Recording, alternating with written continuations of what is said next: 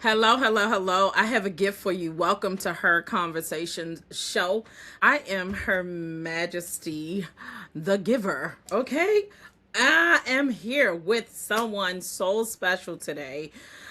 Chef Delina. She is absolutely a phenomenal chef. To the conversation with everything that she's done. I mean, from cooking with Wolfgang Pop to being a chef that catered to Microsoft, uh, doing a television cooking show in Tanzania, cooking in the Serengeti. I mean, this woman has trail blazed, and I am so honored to present this gift to you this morning, Chef Selena. Welcome to Her Conversations. Thank you for having me, Miss Queen. I am super excited to be here with you. Yes, yes, yes. So let's dive into it. Tell us a little bit about your love for the culinary arts. Like, how did you even start cooking? Well, I'll be honest with you, Queen. I think everybody's born with a gift. And I always say, Beyonce was born with the gift to sing, and that's truly her gift. Mm-hmm. Well, I was born with the gift of cooking. And I started cooking really young. I started being very interested in cooking around 7 years old. And by 9 years old, my mama had me in the kitchen, letting me cook a few things. And I Okay. remember my first thing I ever prepared was salad. Okay. Awesome. Yeah. I need a salad right now. Right? You Yes. want to live long. So, and I love that the fact that your mom, the first experience you had was with something healthy. Yes. Well, I know that you are an amazing cook. As an entrepreneur, tell me what the journey has been like from America to Microsoft to Wolfgang Puck to Tanzania to tell us a little bit about your journey because all of us as entrepreneurs, I think it's the journey that is just so amazing. It comes with highs, it comes with lows, it comes with days that you want to quit, it comes with days that you want to give in the towel, it comes with days that you wake up so rejuvenated. I'm going to make a special something today. And then there are days you're like, you know what? I'm not cooking nothing. I want to go out to eat. All of that. Well, thank you for asking that. Well, I'll tell you, I started my culinary career a little late in life. Um, being a native of Seattle, Washington, I had always admired one school in particular, and that was Le Cordon Bleu. Yes. And it wasn't in Washington State. The closest state was Oregon, but with a mother of three and a husband, I couldn't just up and relocate for my reasons of going to school.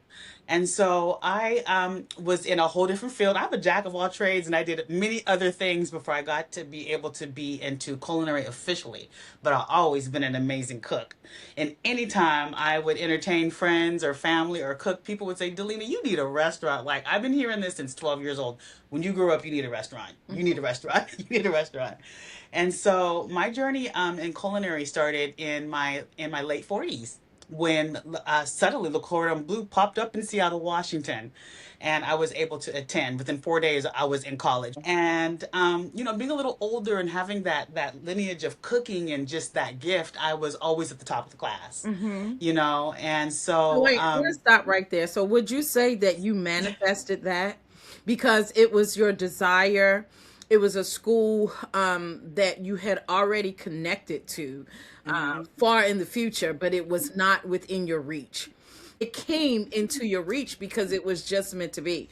And I feel like a lot of people, you have to keep that faith and keep that vibration that when something is out of your reach, it's going to come to you. It's because you're a magnet for it. And I think the more that people understand, when you become magnetic, everything just begins to work out for you. Mhm. Like it's Mhm. it's not that it's not going to be tough, and it's not that it's not going to seem like it's delayed. Sometimes you might not have the money, you might not have the connection, you might not have all the things, but when you are manifesting, when you are magnetic with what you are doing, then all the things they just begin to work. In the It just place. falls into place. It absolutely falls into place. Speaking of falling into place, one thing I've always tried to tell people is pay attention to the signs. Yes. You got to pay attention to the signs, because if you don't catch on to those signs, those are little seeds that are being left by God's presence, and you got to Yes. pay attention. Mm-hmm. So when Le Cordon Bleu was being advertised for years in Seattle, Washington, it was not fair because it was being advertised for Oregon. Mm. And I'm telling you, the advertisements became blank. Like, I would hear it and I wasn't listening to it. I was just envious. And one day I really, like I said, I blocked out these advertisements, but something made me listen to the advertisement one day when it said new location, Seattle, Washington. Mm-hmm. Now, if I had just kept blank, I would not have heard that. Wow. So that is the trigger. That's what triggered the events. And so I Mm-hmm. called immediately, was there the next day. 3 days later, I was enrolled in school. Yeah. So, I didn't have money for college. I was thankful for financial aid, You so fit in where you can get in, and that's what we talk yeah. about in our Money on the Table community, that resources and opportunities are Hmm. everywhere. But Hmm. again, you should be aligned with Hmm. purpose. You should be aligned with why you were sent here in the first place, because Hmm. when the student is ready, the teacher will show up. So I always Hmm. say, when the servant is ready, the funds will show up. That's correct. That's correct. Because I That know that working with phenomenal chef like Wolfgang Puck, catering for Microsoft, that's a huge, like, that's not like, okay, the family cookout. No, like, right. this is executive. You're dealing with multimillionaires. And Hmm. so you have to be up to par. You have to be sharp. Nobody should say that the food was not good. Everybody should Right. walk away because they're paying premium dollar. And so I Hmm. know if Hmm. I'm working with the caterer and I'm paying premium dollar, I expect that food to be absolutely phenomenal. If the presentation is not right, I'm not doing it. If Exactly. the flavors don't come together, I'm not doing it. If people are not wild, I am actually not going to do it. And I That's think correct. that's what caused you to stand out. And, Hmm. many people are trailblazing now. We've been there, done that. I've lived in 5 African countries. We actually Hmm. met in Tanzania, and you Hmm. have that vision, and on your vision board now, to open up the culinary school in Tanzania. Let's talk a little bit about that experience. Tanzania was phenomenal. And, when you follow those seeds and you let God take you on your path, you never know where He's going to take you. And I never expected to be in Tanzania one day, Mm, opening up globally deliciousness there in Mwanza City and showing Tanzania American style cuisine. And hiring locals that we didn't even communicate properly because there was a English deficit on our side, and I spoke little Swahili, but we had the same passion. mm. And so training locals and helping them find their path in culinary, and listening to the stories and visiting the colleges, and the culinary area of the colleges really sparked my interest. Mhm. And going out to the villages and seeing that the passion for food and the culture for food and hospitality was so great there, but they were just missing that connection of professional that they were looking for, Yes. was what sparked me and triggered me to say, you know what?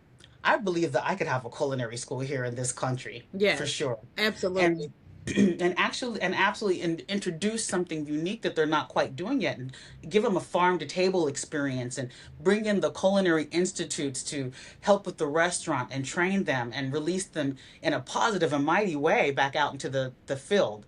uh Absolutely. And you know the thing that I love about East Africa too, because I've had the privilege to experience the cuisine from West Africa, which is hmm a lot different than East Africa. West Africa hmm is a lot of soups. hmm know, hmm the hmm first time I tasted chapati, I was like, "Oh my God, this is the right. best. I never want to have bread again. I need chapati." And even my daughter, like, she fell in love with chapati, and so we would have that every morning for Hmm. breakfast, and Hmm. it's just amazing, especially when you get it hot. If you've never had Yes. chapati before, listen, find you some chapati. Anybody from Kenya, East Africa, Uganda, they can tell you about chapati, and it's just absolutely phenomenal and amazing.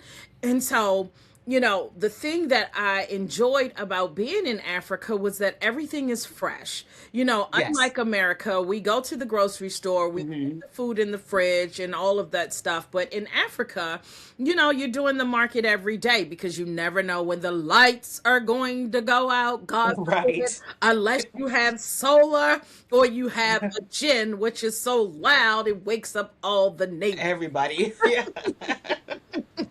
With all of the fresh food Hmm. that you experience in Tanzania, what kind of recipes were you putting together? It was unique because like I said, I introduced American cuisine Hmm. to Tanzania. They don't really understand quite the Americanness of American food. So having an American, Fries. right, come and make a real hamburger Right. was significant. Hmm. And just having the opportunity to work with fresh, like it was ground that moment beef. I watched it get ground. Hmm. To go and say, hey, let's go get some tomatoes that were just picked today, Yes. Yes. and to get those kind of ingredients and onions and sourcing cheese was an issue. So looking for the ingredients to make my own cheese, was it was Yes. it was fun. Hmm. And then making bread, a style of bread, just a hamburger bun they hadn't really quite experienced with sesame seeds or just little things like that. Pickling my own pickles, going and get okra to make okra chips. The Yukon Gold potatoes there, they're called Irish Gold potatoes, are like delicacy. A potato to be a delicacy. Oh, I was addicted. I was addicted. I said, let me start. Let me get some chicken. So I go get some cuckoo. It's called cuckoo. Some chicken, fresh chicken. Hmm. And they have a local chicken that's really skinny. You remember the local chicken Yes. that's Yes. really skinny and Absolutely. and really chewy. And then they have broiler chickens that they consider Americanized chickens. They're a little bit fatter and. Playing with the chicken and deciding, okay, how am I going to marinate it? Let's make fried chicken. Hmm. These are things they hadn't really experienced. Yes. Just our style of okra, fried okra chips, or Hmm. onion rings were something they didn't really experience, or a JoJo, a seasoned potato. So Wow. when I made this, and I made my style of burgers, which I always do a stuffed burger, Hmm. got to have the cheese running out, and I said, I'm Oh gonna my theme God, this, you're making me hungry. I've only had coffee this morning and you nothing is know, in my cup. yes, yes. And so I organized a menu and I themed it all around Tanzania. So the highlight of the menu was the Kilimanjaro burger, where you get this big burger Wow. stacked. And you got to eat your way through it. You Hmm. open it and it's juicy and gooey and luscious. And then, of course, because I studied both culinary and pastry, I paired quite a few simple desserts. And we were feeding the millionaires of Mwanza, and they still miss me. I'm sure. They're, I'm sure. when you I'm coming back, sure. sister? You should take all You know, of us on a food tour to Tanzania where we get I to would love go to. to the Serengeti and we Yes. can cook there. That would be Right. such a phenomenal thing to do. So you have this new project that you're working on. You have Yeah. herbals. You have the music project, entrepreneurship. Yes. We are just like, yeah, one, two, three, four, five things going all at once. Let's talk about this new cookbook that if I pick up this cookbook, can I cook chapati? That's what I want to know. Absolutely, yes. The cookbook is a traditional Swahili recipe. Swahili meat is a style of food. Hmm. Not only is it a language, but it also interpretates the style of food. Okay. And so I went through and I thought about everything I ate, everything I experienced, everywhere I cooked, everyone who trained me along the way, and I thought about these recipes. I said, you know what? These recipes deserve to be taught Yes. throughout all of the world. Everyone deserves to taste East Africa because it's not being shared enough. We learn a lot about there's West African cuisine everywhere. There's Ethiopian cuisine everywhere. But do you get to go somewhere and often experience East African cuisine? I don't. And it's delicious. It's Yes. phenomenal. Hmm. And I'm not taking the roots. I'm not claiming nothing. This cookbook is designed for us, even for me. Hmm. So not only will you be able to experience the cookbook and personally get it, but I'm releasing a whole series of cooking each recipe, and we are Hmm. going to learn these recipes together. Now, yes, Wow. I could cook it. Wow. I know it, but we're going to learn and we're going to discover and we're going to listen to the history of this recipe and we're going to do it together. I love And that. So, so, so are we going to do like a virtual experience? Like you can pay and get yes, on a Zoom, and then yes, you have like your ingredients list, yes. and we're going to all cook together. We're going to cook together. I So I'm going to give out, of course, universal videos that just go out, to the public, but then you can book with me exactly how you said, and we Mhm. can cook intimately Oh, I and love really that. break it down so that if you're making a mistake, I can help you. Not just you watching me do something, Right. but we're going to work together because Absolutely. everything that is East African, you know, when they cook something, they could be just making chapati, and maybe they started making that yesterday. Everything is very significant. Mm-hmm. And when they cook with passion, and they might make something all day long Yes. because that is their meal. Mm-hmm. You understand? Mm-hmm. This is a primarily low income society. So when they making coconut beans and chapati, that's the delicacy for today. And it's something that took time and they know how to develop flavors. Nothing's in a rush. Yes. There's nothing in a rush. I was not used to that. So Right. dinner is like 8 o'clock, 8:30, 9 o'clock, 9 o'clock at sometimes night. 10. Yeah. And I'm like, why does everybody eat late? They're like, because we're hustling all day. Like we're All working, day. like we're Hmm. out selling, working, doing whatever. And so when Hmm. we end our day at 7:30, 8 o'clock, that is the time that we eat dinner. So my dinner time shifted when I lived in Tanzania because that was just the order of the day. When you're in Rome, Right. you do what the Romans What the do. Romans do. It also Yes. saved me from snacking at night as well. Because that's very true because you definitely go to bed full. You have to go for a walk in the evening Yes. after dinner. Yes. Yeah. You have to go for a walk, do some kind of Yeah. exercise because you're definitely going to eat late in Tanzania. It's such a beautiful setting. Tell me a little bit about Arusha and like what's going on there. What's the landscape as far as culinary? What are your plans moving forward with this culinary dream that you have? Well, I would say Arusha is a very blended society where there's quite a few different cultures there. Mm-hmm. And I would say that might be the home of culinary because they have quite a few institutes that are just designed for that. So the Okay. Tropical Institute and the Veta Institute are the institutes for culinary and hospitality. Okay. And as you know, Tanzania is the hospitality capital of the world. And so for 2026, 2025, they definitely won hospitality of the year. Mm-hmm.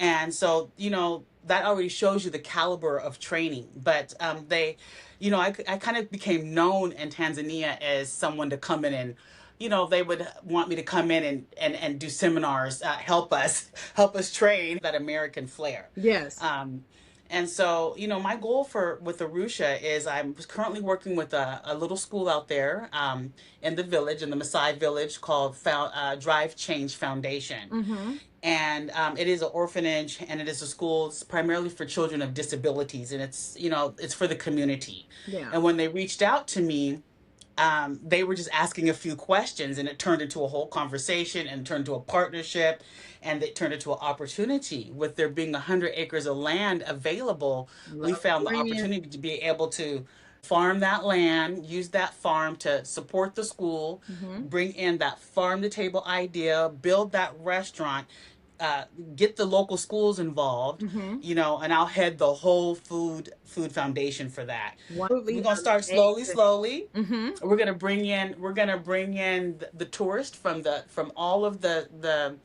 tours for all the safari tours. We're going to give them an opportunity to come to the school, visit the Absolutely. children, Mm. have a project for the day. Yeah. And what can they do to help, by the way? And let them just see it. And if they're interested in being a part of it permanently, they'll have opportunity. But it's going to be an opportunity for the whole globe, Mm-hmm. to come in, to volunteer, to get skills, and help us, boost the economy in the hospitality field. Just that farm to table feel, that's gonna do a lot right there. I love it. I love it. Just that right there is huge. Just something they're just not doing. Mm-hmm. And so, yep, bring in the safari companies and let them. We're just gonna be part of the tour. Okay. Period. Awesome. Yeah. We have both. We have both lived in Africa. Hmm. I want you to speak to the person who feels like they're called. Because for me, leaving America, moving to another continent with who I am, I have to feel a sense of assignment, connection. I'm on a mission. Like, what am I actually doing there? We were called to it. There was a mission. I was working with orphans and working with nonprofits, helping them to find funding. You were there, you're doing the culinary thing, and you're pouring into the next generation and showing them what American cuisine looks like, and how to prepare it, and all of those things. Not just the presentation part of it, but it doesn't just need to look good. Someone needs to say, when are you going to do that again? That was just so amazing. So I want you to speak to the person who feels called to another nation. What are the 3 things that they should think about before they just pack their bags and start on the journey? Well, that is a very powerful question. And there is, being called to an assignment. Yes. But you have to research your assignment. Yes. You can't just go blindly into an assignment. You really, number one, research your assignment. Because as you research your assignment, do you understand that you're going to see that path opening up, because that's your assignment. Yes. Number 2, if it's not moving smoothly, that might not be your assignment. You might be forcing yourself into something. And so everything that I did with Africa was real smooth. It just happened. It was like God was giving me every little aspect at a time without me even knowing it. Yeah. Even down to the filming of Africa. Y'all, I went to Africa with a drone and some cameras to a village and was sitting outside a restaurant with my drone, and I was like, I've never filmed before. What am I going to do? I was literally just sitting there. And do you understand? Let me show you God's will.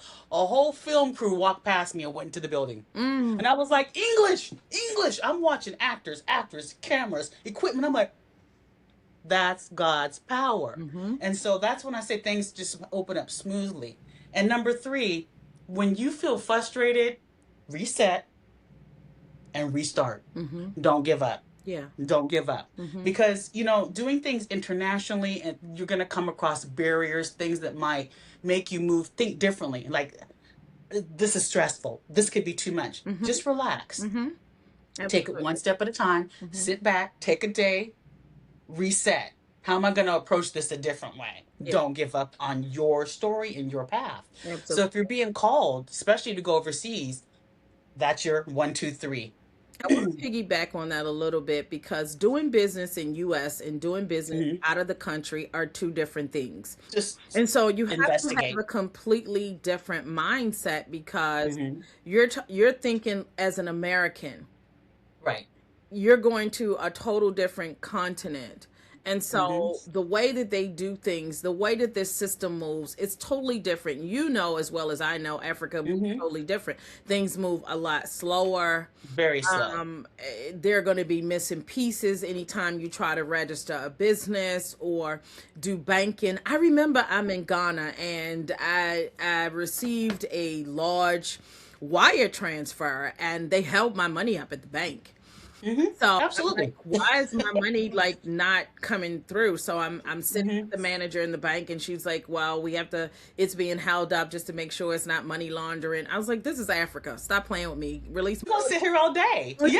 Yeah. And so you have to understand that when you're going in another country, you need to be really, really connected when you're going into another country. You need to find your U.S. embassy, number 1. Go and meet the police, meet the CID, talk to people. Don't just pack your bags and I'm going to live in another country, and you have absolutely no network, no connection. Right. You don't know anybody. We know in Africa, things move not by what you know, but by who you know. So tell us where we can find you on this journey, because I'm excited about this East African cookbook. I'm excited that we're actually going to be able to cook with you and learn. I've got to learn how to cook chapati. I think I'm a pretty good cook, but I have not mastered that chapati yet, and I want to master it, because when you eat bread in Africa, you never gain weight. At least I never did.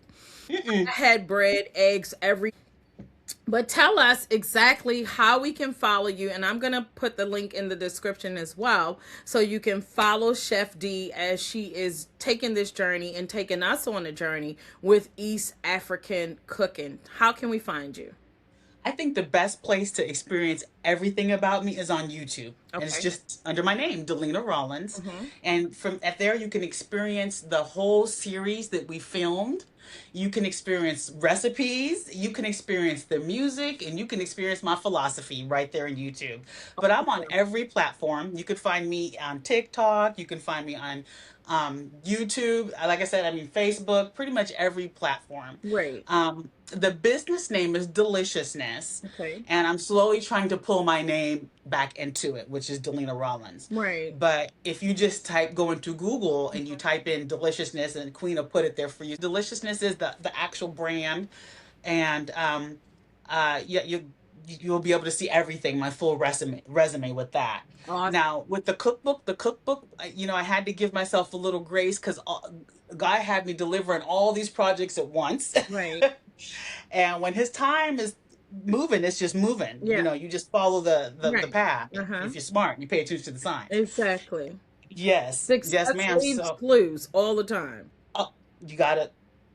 Oh, and then he'll go back and confirm every clue, Yeah. and that's when you know. Yeah. And so, the cookbook, I would like to put it out within the next few weeks. Okay. We were waiting on the Drive Change Foundation to be present and ready with Okay. their side of things because 50% of the proceeds from the cookbook are going to go to that foundation to Awesome. help the orphans and to help the disabled children and to start this big project. Awesome. And so I'm going to be releasing some pre-videos, and the first video will be chapati, my very Ooh. first meal, Yes. and chai tea. And I'm going to release videos and start promoting the cookbook and letting you see how to make these recipes in advance and Awesome. telling you my backstory. Awesome. I plan to start doing that this week. So you're gonna have to come back once the cookbook is done and it's out, and we'll talk and go through some of the Yes. recipes all over again. Well, I want to say thank you to Chef D. Thank you so much for listening to her conversation. This is a Thank you. platform for her way, her style, her story. Make it Thank you so her much, Miss mark Queen. in the world. Sharing your gifts and talents with all of us. We are inspired and we wish you the very best as Thank you you. go on Thank your you. journey of culinary, sharing, teaching, and creating. Keep creating, and Keep stay creating. blessed. Keep creating wherever you are. Have a very big backstory. It don't matter what you're going through. Right.